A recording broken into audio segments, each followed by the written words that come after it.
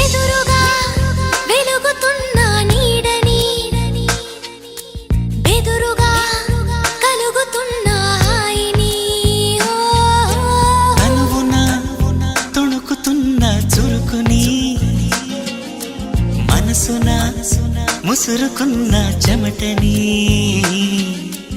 ఇష్ట కష్టాలని ఇప్పుడేమంటారు ఈ మోహమాటాలని మరి ఏమంటారు స్వల్ప భారాలని ఇప్పుడేమంటారు సమీప దూరాలని అసలేమంటారు జారే నింగిని దొరలాంటి దొంగని పాడే కొంగుని పరిమళించే రంగుని